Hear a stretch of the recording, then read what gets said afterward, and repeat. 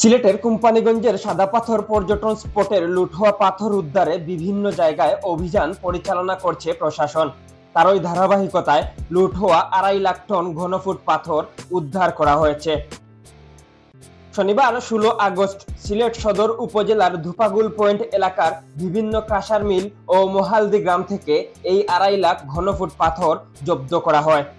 বিষয়টি নিশ্চিত করেছেন সিলেট সদর উপজেলা নির্বাহী কর্মকর্তা হোসনুর রুবাইয়াত। জানা যায়, শনিবার সকাল থেকে সিলেট সদর উপজেলার ধুপাগুলের কাঁসার মিল ও মজুদ এলাকার বিভিন্ন কাঁসার মিলে অভিযান চালিয়ে প্রশাসন 1.5 লাখ পাথর জব্দ করে।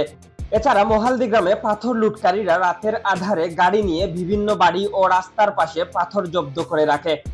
পরে প্রশাসন সংবাদ পেয়ে অভিযান চালিয়ে আরো 1 লাখ ঘনফুট পাথর জব্দ করেছে। প্রশাসন জানিয়েছে, পাথর উদ্ধারে অভিযান অব্যাহত রয়েছে। সিলেট সদর উপজেলার নির্বাহী কর্মকর্তা হোসনুর রুবাইয়াতের নেতৃত্বে এ অভিযান পরিচালনা করা হয়। অভিযানে উপস্থিত ছিলেন সিলেট সদর উপজেলার সহকারী কমিশনার সরকার মামুনুর রশিদ সহ সেনাবাহিনী, পুলিশ, আনসার সহ বিভিন্ন বাহিনীর সদস্যরা। সিলেট সদর উপজেলার নির্বাহী কর্মকর্তা হোসনুর রুবাইয়াত বলেন, আমরা সকাল থেকে ধুপাগুল পয়েন্ট ও মোহালদি গ্রামে অভিযান চালিয়ে প্রায় 2.5 লাখ পাথর জব্দ করেছি। এছাড়া বিভিন্ন গ্রামে পাথর লুটকারীরা রাতের আধারে পাথর নিয়ে জব্দ করেছে। সেগুলো উদ্ধার করতে আমাদের অভিযান অব্যাহত রয়েছে।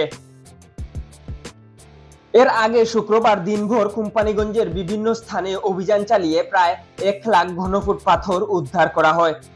উদ্ধার করা পাথরের মধ্যে 50% পুনরায় সাদা পাথরে ফেলা হয়েছে, বাকিগুলো প্রতিস্থাপন প্রক্রিয়াধীন রয়েছে।